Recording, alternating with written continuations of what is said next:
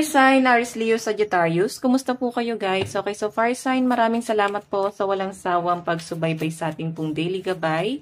So yun guys, kung bago lang po kayo sa ating channel, mag-subscribe na po kayo and i-click mo na rin yung ating notification bell para lagi po kayo guys updated sa ating mga bagong upload. So tingnan natin fire sign na ba ang inyong gabay, kapalaran. Okay. Kunin lang natin tong card. Fire sign, Aries, Leo, Sagittarius. Gabay kapalaran po ni fire sign. Okay, so meron po tayong balance.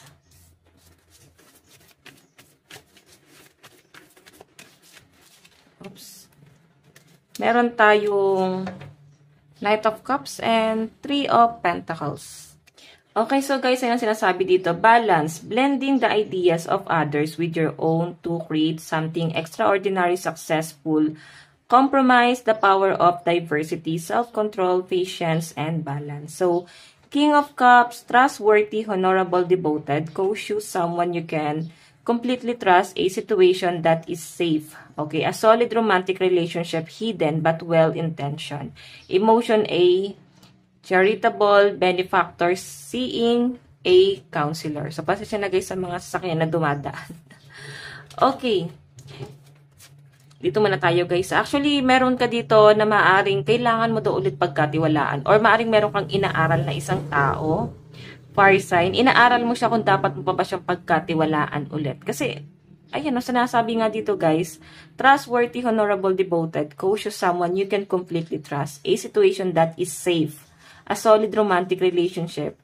Hidden but well-intentioned. Okay? So, I think sinaktan ka nito before.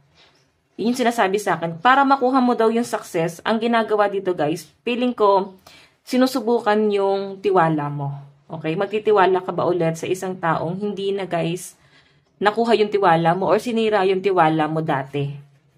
Yun yung pinapakita sa akin. Pwede sa relationship mo sa family, sa person mo, sa friend. So, nakikita ko dito guys, well-intentioned eh. Okay? Ibig sabihin, pure yung intention nitong taong to. Yun nga lang guys, nahihirapan siguro siya nakulin ulit yung loob mo. Pero sa nakikita ko guys, this time, ano na siya, willing na siyang magbago. So, ang nakikita ko dito, fire sign, kinukuha talaga yung tiwala mo ulit or eto yung kailangan mong aralin. Okay? Dapat ka bang magtiwala ulit sa isang taong sinaktan ka na ng sobra. Okay? Siguro ito pagdating to guys sa success mo, dapat mo ba siyang pagkatiwalaan pagdating sa pera, sa mga plano mo, siguro meron ka mga plano like property, gusto mong bumili ng property, gamit, pero siya yung parang nandiyan na maaaring nag-a-advise sa inyo. So, nasa inyo yan, fire sign, kung dapat mo pa bang pagkatiwalaan tong taong to. So, meron tayo guys, Three of Pentacles. Do what you love. Recognition for the highest quality of work, especially creative endeavors, being paid well for your craft work, working well with others, and excellent reputation. Okay, so nakikita ko dito guys, okay ka. Okay, lalo na sa trabaho, napaka-workaholic mo at maraming tao ang napapahanga sa mga ginagawa mo. No? Yung pagiging dedikasyon mo dun sa trabaho, yung pagiging passionate mo dun sa trabaho, sobrang wala silang masabi guys. Kasi talagang mapagkakatiwalaan ka, talagang ginagawa mo yung trabaho mo. Okay, so I think yung iba sa inyo, baka nagkakaroon dito ng promotion. Okay, nagiging maganda. Yung nasa sense ko rito. Okay, so sinasabi rito guys, gawin mo lang yung mga bagay na gusto mo. Huwag mong susukuan kasi nakikita ko sa inyo, medyo nagiging emotional ka doon sa career na pinofurso mo. Siguro kasi parang feeling mo, hindi na ito yung gusto mo, baka hindi ka na nagiging passionate. Pero sinasabi rito guys, sinusubok talaga ikaw eh. Okay, so I think merong ibibigay na malaking responsibilidad sa inyo si universe kung bakit siya nangyayari. Okay, kasi kung mararamdaman mo, fire sign, puro pasensya mo yung sinusubok dito, yung kakayahan mo, parang mararamdaman mo na sinusubok ka sa connection mo sa mga friends, sa trabaho, sa family, sa person mo, even your work. Diba? Parang sinusubok ka. So, titingnan pa natin fire sign. Okay. Fire sign, Aries, Leo, Sagittarius.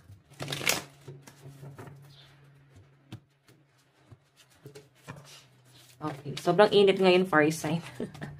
'Diba? So, minom lang kayo guys ng maraming tubig at maligo lagi para iwas stroke, no? Grabe, grabe yung init. Nabalitaan nyo ba yung, ayan, nachinika ko na kayo. Di ba nabalitaan nyo ba yung nasunog dun sa naiya? Grabe, no? Sa sobrang init. Okay, grabe. Hindi ko na guys, talaga yung init ng panahon ngayon. Okay, so tingnan natin ang additional message nyo. Ayan, na-marites ko pa kayo. Okay, so tignan natin, fire sign, additional message, meron tayong, wow, Hierophant.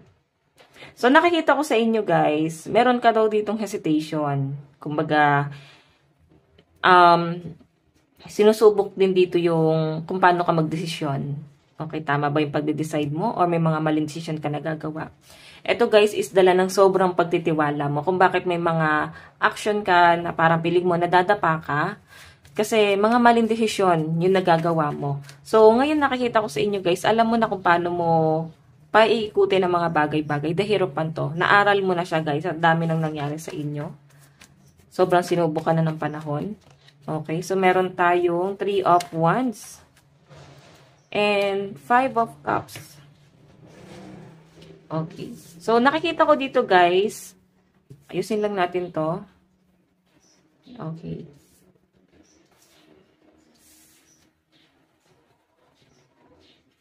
Para bang meron dito isang tao na matindi yung pagsisisi ngayon. Nag-aantay siya, sobrang nag-iisip, siguro nag-aantay siya na humingi ka ng tawad sa kanya. May mga bagay siya guys pinagsisisihan dito. Mga maling nagawa niya sa inyo, trato niya sa inyo. So ngayon guys, grabe yung pagsisisi nitong taon to. Kasi marami pa rin siya guys nare-realize.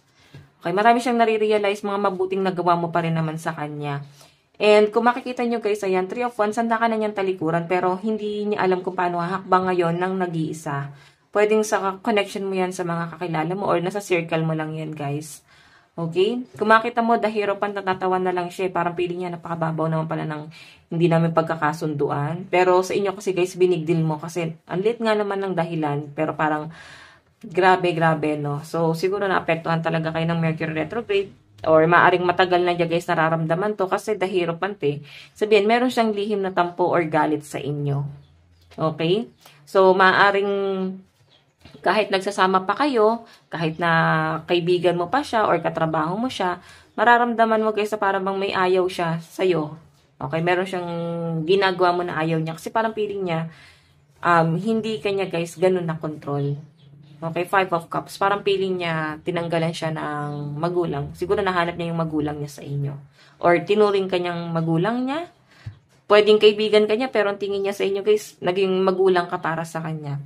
So, hindi magulang na parang nilamangan, ha? Magulang, naging parent kayo. Naging nanay ka ba or tatay ka ba sa taong to? Okay, so titignan natin, guys. Okay.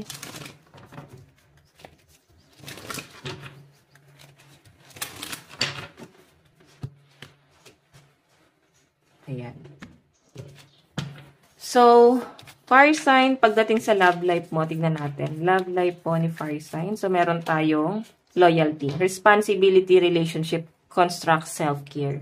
Actually, yung iba sa inyo, marami kang option. Pero siguro, nandun ka pa rin sa point na gusto mo pa rin mabuo or maayos yung relasyon nyo ng person mo. Kasi nandun pa rin yung feeling na, minsan naging, naging ungrateful ka pa rin. Okay. Naging ungrateful ka nung nagsama kayo. Pero nakikita ko na ngayon, sinubok yung loyalty nyo. Eto guys ang loyalty kasi guys, parang ano yan Parang yan yung paborito mong adobo. Okay. Ikaw yung paboritong adobo. Pero titikim pa rin niya ng ibang ulam. Okay. Titikim pa rin niya ng ibang putahe. Pero babalik pa rin siya sa paborito niyang adobo. So I think ganun yung nangyayari sa inyo. Okay. Baka ang kadil mo rito is past person. Kung makikita nyo guys, ayan, siguro na papaisip kayo, fire sign na siya pa rin yung tamang tao, siya pa rin yung kahit papano is nakatulong sa inyo, or baka kasi guys may responsibilidad ka pa rin sa taong to, baka may anak kayo, kaya napapaisip ka, kaya siguro nandito yung hesitation, no? Na maaaring desisyon na gagawin mo. Okay? So, tignan natin guys. Okay, so pagdating naman sa daloy ng pera mo, meron tayong adventure. Wow, mukhang may lalakarin kayo, guys. Okay? Yung iba sa inyo guys, mararamdaman mo na parang dumadaan lang yung pera mo sa palad mo. Pero nakikita ko na para bang nagtitipid ka. As in, meron kang pinag-iipunan dito. So, may nakikita rin ako na maaring lalakarin or maaring meron kang event, celebration, concert na maaring pupuntahan guys. I know, laughter is spontaneous nature and renewal. So, bagong connection.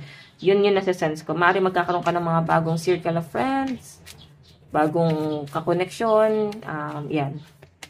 So, tignan natin guys, pagdating naman sa career mo, meron tayong there's hold, perception, surrender, dissolve, and illusion. So, guys, ito ha, maaaring masyado ka nag-overthink, masyado ka nag-worry. Pagdating sa career mo, so, sinasabi rito guys, alisin mo na yung mga doubt mo na yan. Okay? Siguro nawawala talaga yung passion mo dun sa career mo. Kaya sinasabi dito, alisin mo na yan kung gusto mo na maging maayos ulit yung daloy ng ang pera sa inyo. Okay, maganda naman ang daloy ng pera sa inyo guys, pero nandun talaga yung mga doubt mo. Parang di ka na masyadong desidido sa pinupurso mo ngayon. Okay, parang gusto na ayaw, no? Kung ano man yung pinupurso mo ngayon, kung ano naman ang source of income mo ngayon, parang gusto mo na ayaw mo. Nandun ka sa point na yon.